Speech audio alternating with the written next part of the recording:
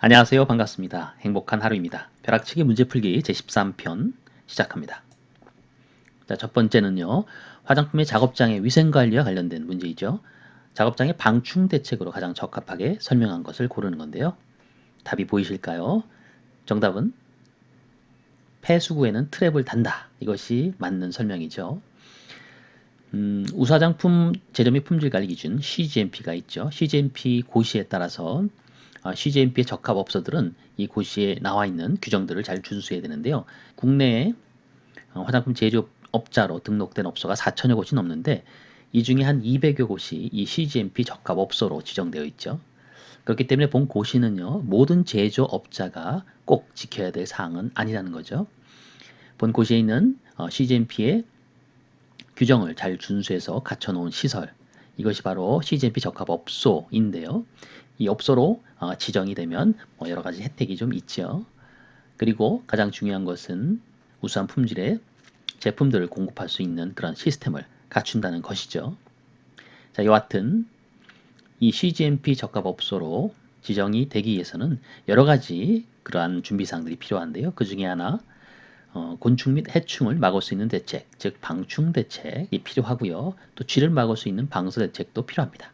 자, 방충 대책으로 구체적인 사례에 대한 내용들이 고시의 그 해설서에 나와 있고요. 자, 기본적인 원칙은 벌레가 좋아하는 것들을 다 제거하는 것이죠. 그리고 빛이 밖으로 새어나가지 않도록 하는 것입니다. 그리고 조사하고 구제를 합니다. 즉 해충과 곤충 이러한 것들의 개체수를 관리하는 것을 구제한다고 하죠. 방충 대책의 구체적인 사례로는요. 벽, 천장, 창문, 파이프, 구멍 당연히 틈이 없도록 해야지 외부에서 이런 벌레들이 유입되는 것을 막을 수가 있죠. 개방할 수 있는 창문도 만들지 않는 것 마찬가지죠. 개방이 되면 또 안 되겠고요. 창문은 차강을 하고 빛을 차단하고 야간에 빛이 밖으로 새어나가지 않도록 합니다. 야간 작업 시 빛이 바깥으로 새어나가면 이 빛을 보고 또 많은 또 벌레들이 또 유입이 될 수가 있고요. 배기구, 흡기구, 이 천장 쪽에 공기가 들어오고 나오는 곳에 필터를 달아야지만 외부로부터 또 먼지라든지 또 기타 벌레들이 유입되는 것을 막을 수 있다. 폐수구, 바닥이죠. 폐수들이 나가는 그러한 공간이죠. 이러한 곳에 트랩을 달지 않으면 또 이 바깥과 연결된 곳에서 벌레가 유입이 될 수가 있습니다. 문 하부에 틈새가 있으면 또 벌레가 들어올 수 있으니까 이런 스커트를 설치해서 바닥을 외부로부터 차단을 시킵니다. 골판지 나무 부스러기 역시 벌레의 집이 되기 때문에 방치하지 않습니다. 실내 압은 실외보다 높게 한다. 공기는 압력이 높은 곳에서 낮은 곳으로 흐르죠. 그렇기 때문에 이 내부의 공기압을 높여야지 혹시라도 있을 외부에서의 벌레가 유입될 때 공기의 흐름 때문에 유입이 못하도록 막을 수가 있는 거죠. 청소와 정리정돈 그리고 해충 곤충의 조사와 구제를 실시하는 이러한 것들이 방충 대책의 예가 되겠습니다. 이 부분은요 자주 문제에 예시로서 많이 또 나올 수 있는 것들이니까 잘 기억하고 계셔야 합니다. 이번 문항은 청정도 기준에 관한 문항입니다. 청정도 기준 또 잘 기억해야 될 내용 중에 하나이죠. CGMP 쪽에 중요한 기준들이 나와 있습니다. 대상 시설 중에서 원료 측량실에서의 미생물 관리 기준으로 옳은 것. 자, 원료 측량실. 내용물을 구성하고 있는 각각 원료들이 노출이 되는 곳이다. 결국은 내용물이 노출되는 작업실에 해당이 됩니다. 이럴 때 미생물 관리 기준 기억하시고 계시죠? 정답은 4번. 시간당 낙하균은 30개, 부유균은 세제곱미터당 200개로 관리가 됩니다. 이 도표에 대한 청정도 기준에 대한 내용 좀 더 자세히 살펴보도록 하겠습니다. 청정도 기준, 청정도에 따라서 등급을 1단계부터 4단계, 즉 1등급부터 4등급으로 나누는데요. 1등급은 청정도가 엄격하게 관리돼야 될 구역, 크린 벤치에 해당되는 부분이죠. 그리고 두 번째, 화장품 내용물이 노출되는 작업실, 제조실이나 성형실, 충전실, 내용물 보관소, 원료 측량실, 미생물 시험실 이러한 곳이 해당이 되고요. 세 번째는 화장품 내용물이 노출이 안 되는 곳, 포장실. 자, 이 포장실은 1차 포장하는 곳이 바로 충전실이죠. 충전. 이제 2차 포장, 1차 포장하고 난 다음에 2차 포장을 하는 곳을 통상 포장실이라고 합니다. 이 포장실은 내용물이 노출이 안 되죠. 1차 포장으로 이미 내용물을 보호하는 포장을 한 상태이기 때문에 2차 포장실이 여기에서는 포장실로 해당이 되고요. 화장품 내용물이 노출이 안 되는 곳으로 분류가 됩니다. 그리고 마지막으로 일반 작업실 내용물이 완전히 폐색, 닫힌 상태인 곳이죠. 포장재 보관소라든지 완제품 보관소, 관리품 보관소, 원료 보관소, 갱이실, 일반 시험실 이런 곳들이 해당이 됩니다. 각각에 따라서 공기 순환에 대해서는요. 다음과 같은 형태로 관리를 하고요. 또 낙하균이나 부유균 같은 미생물에 대해서는 앞서서 말씀드린 그 2등급에 해당되는 부분하고 1등급에서는 이보다 더 작은 수로 관리를 하죠. 시간당 10개, 부유균은 세제곱미터당 20개로 관리를 합니다. 3등급 이하부터는 이 관리 기준이 없죠. 낙하균, 부유균에 대해서. 그리고 이런 필터, 공기의 유입 시 이런 먼지라든지 외부의 그런 벌레라든지 이런 것들을 막을 수 있는 그런 필터들은 당연히 1등급으로 올라갈수록 더 많은 그런 세세한 필터를 사용하게 됩니다. 2등급에서는 3단계로 필터를 나눌 수 있는데요. 프리필터, 또 미드필터, 그리고 헤파 필터, 굉장히 고기능, 높은 단계의 그런 작은 입자까지 다 필터링 할 수 있는 것이 헤파 필터인데요. 자, 1등급에서는 헤파 필터까지 설치되어 있는 형태로, 그리고 2등급에서는 부분 설치 이렇게 되어 있죠. 청정공기 순환은요, 시간당 20회 1등급이고요. 시간당 10회 2등급, 그리고 동일하게 관리를 해야 될 것이 바로 압력, 즉 차압 관리입니다. 차압 관리는 1, 2, 3등급에서 모두 다 차압 관리로 대상 시설을 유지해야 합니다. 4등급에서는요, 환기장치 정도로 이렇게 청동도에 따른 관리를 하게 됩니다. 이 내용들 잘 기억하시기 바라고요. 다음 문제로 넘어가도록 하겠습니다.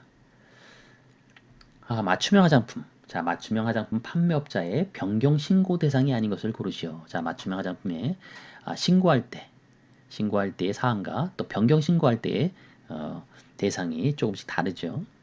자, 맞춤형 화장품 판매업자를 변경하는 경우, 판매업소에 대한 상호 소재지 변경하는 경우, 조제관리사를 변경하는 경우, 판매업자의 상호 소재지를 변경하는 경우. 정답은요. 4번.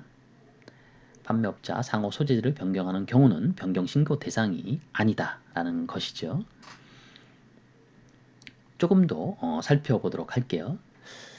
기본적으로 맞춤형 화장품 판매업의 처음 신고할 때 구비 서류들이 다음과 같은 가나, 다라, 마, 파 6가지의 서류들이 필요한데요.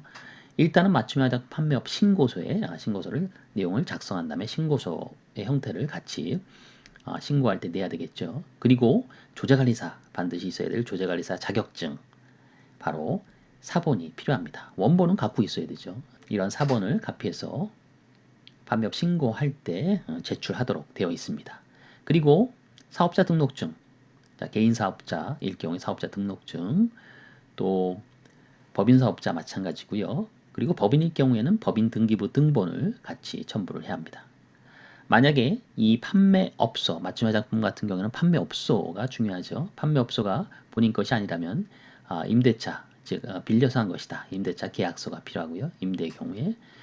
그리고 세부 평면도의 상세 사진 안에 그 시설의 기준처럼, 제조업자의 시설 기준처럼 맞춤 화장품 판매업소도 그 시설 기준에 준해서 어느 정도 구분 형태로 관리를 해야 되죠. 그래서 그것이 제대로 되어 있는지 세부 평명도 및 상세 사진을 첨부를 해야 합니다. 그리고 마지막으로 건축물 관리대장, 건축물에 따른 건축물의 용도, 면적, 소유자 등을 확인하도록 이렇게 신고할 때 이런 서류들 갖추고 내야 되는데요. 다 낸 다음에 맞춤형 화장품 신고 필증을 받게 되지요. 그런 다음에 처음 신고했던 내용과 달라지는, 즉 변경 신고의 경우에는요.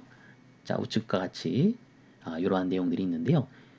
고전의 화장법 시행규칙 제8조의 3에서는 이 변경 신고에 대한 내용이 나옵니다. 즉 다음과 같은 경우인데요. 맞춤 화장품 업자가 변경되는 경우, 그리고 판매업소의 상호 소재지 변경되는 경우, 조제관리사가 변경되는 경우에 우측에 있는 구비 서류를 준비한 다음에 각각에 맞추어서 변경 신고를 하게 됩니다. 맞춤형 화장품 신고를 한 다음에 신고 필증의 내용을 잠깐 보시면 다음과 같습니다.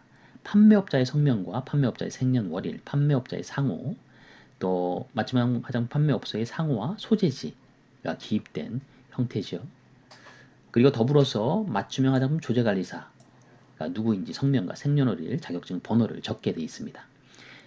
여기에 맞추어서 여기에 있는 내용들 중에 일부가 변경될 경우에 그것이 보신 바와 같이 요 변경된 내용들 판매업자와 판매업소 상호, 판매업소 소재지와 조제관리사입니다. 각각에 맞추어서 필요한 구비 서류들을 갖추어서 제출을 한 다음에 변경 신고를 하게 되면 변경된 내용으로 다시 수정이 돼서 신고 필증을 받을 수가 있겠죠. 신고 필증에 변경된 내용이 적혀진 신고 필증을 받을 수가 있습니다. 자, 다음 문제 한번 풀어볼까요? 본 내용은 기재사항과 관련된 부분인데요. 기억 및 기억과 같은 유형의 제품을 골라라. 성분명을 제품의 명칭의 일부로 사용한 경우 그 성분명과 함량을 기재에 표시해야 된다. 기억은 제외한다 라고 되어 있죠. 자, 기억은 바로 방향용 제품이죠. 그리고 방향용 제품과 같은 유형의 제품 코롱이죠. 요 내용은요. 시행규칙 제19조 화장품 포장의 기재 및 표시 등에 관한 내용 제4항에 관련된 내용인데요. 화장품 포장의 기재 표시해야 될 그런 사항 화장법 제10조에 나와 있죠. 그 중에 10가지 중 10호, 1호부터 10호까지 중에 10호에 해당되는 부분이죠. 이 10호에 대한 내용들도 잘 기억하고 당연히 계셔야 되는 거고요. 이 중에 성분명, 제품 명칭의 일부로 상한 경우 성분명과 함량을 적게끔 이렇게 정해져 있습니다. 제 3호에 해당되는 거고요. 이렇게 함량을 적어야 되는 내용들 되게 많지요. 인체세포 조직 배양액을 사용했을 경우에도 그 함량, 그리고 천연 유기농으로 표시 광고하려는 경우에도 그 천연 유기농 원료에 대한 함량, 또 보존제 함량을 적어야 되는 경우 기억하시죠?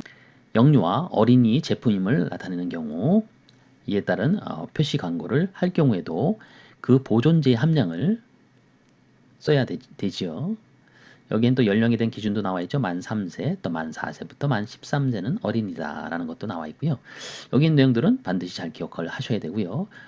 맞춤형 화장품의 경우에는 이 중에 제외가 되는 두 가지 경우가 있는데 바로 바코드가 제외가 된다. 즉 기재 표시할 필요가 없다는 얘기죠. 또 하나는 수입 화장품일 경우에 제조국 명칭, 제조회사명 그 소재지입니다. 자, 같이 잘 이번 기회에 다시 또 반복 복습하는 의미로 말씀을 드렸습니다. 방향용 제품 5가지에 대한 내용도 같이 기억하실게요. 자, 이번 문제는 고시 기능성 화장품 기준 및 시험 방법에 관련된 내용입니다. 채모를 제거하는 데 도움을 주는 기능성 화장품을 설명한 것입니다. 기억을 적으시오. 자, 기준 및 시험 방법에 다양한 많은 내용들이 나오는데요. 자, 채모 하면은 치오글리콜산, 치오글라이콜릭 액시드죠. 치오글리콜산 크림제라는 것이 또 기준 및 시험 방법의 기능성 화장품으로 또 지정되어 있는데요. 이 치오글리콜산 크림제는요, 티오글리콜산 80%짜리 크림입니다. 여기에 대한 기준으로는 정량할 때 표시량의 90에서 110%에 해당하는 치오글리콜산을 함유해야 된다. 이 부분이 특이하죠. 기준 및 시험 방법의 기준에서 다른 제재의 경우에는 90% 이상으로 되어 있는데 요 치오글리콜산의 경우에만 90에서 110%로 되어 있죠. 그리고 확인 시험은 다음과 같고요. 정량법도 다음과 같습니다. 그리고 저장법에 대한 부분을 물어보았죠. 저장법은 정답이 무엇일까요? 바로 기밀용기입니다. 기밀용기, 용기에 대한 문제도 몇 번 나온 적이 있는데요. 이 용기에 대한 정의에 대한 부분들 이 부분도 반드시 또 알아야 되죠. 기밀용기라 하면 일상의 취급 또는 보통 보존 상태에서 액상입니다. 액상 또는 고형의 이물 또는 수분이 침입하지 않고 내용물을 손실, 또 풍화, 조회 또는 증발로부터 보호할 수 있는 용기다. 여기서 액상이 중요하죠. 수분, 액상, 이 경우에는 기밀 용기. 이런 것들이 침입할 수 없다. 기밀 용기고요. 그러면 외부로부터 고용의 이물이 들어가는 것을 방지할 수 있는 그러한 용기. 이거는 밀폐 용기죠. 밀폐, 고형의 이물, 기밀, 액상 또는 고형의 이물 또는 수분이 침입하지 않는 그러한 용기. 그리고 이보다 더 타이트한 밀봉 용기라는 것이 있죠. 이거는 기체 또는 미생물이 침입할 염려가 없는 용기다. 이렇게 구분이 되어 있고요. 마지막으로 차광 용기입니다. 이 차광 용기는 광선 투과 방지하는 용기, 투과를 방지하는 포장을 한 용기다라고 되어 있죠. 그래서 예전에 한번 차광 용기가 단답형으로 나왔던 걸로 기억이 납니다. 자, 밀폐, 기밀, 밀봉. 다 세 가지 다 어떤 의미인지 잘 기억하시기 바라고요. 여기 기준 및 시험 방법에 나와 있는 이 내용에서는 기밀 용기가 정답이다 라는 부분 잘 기억하시기 바랍니다.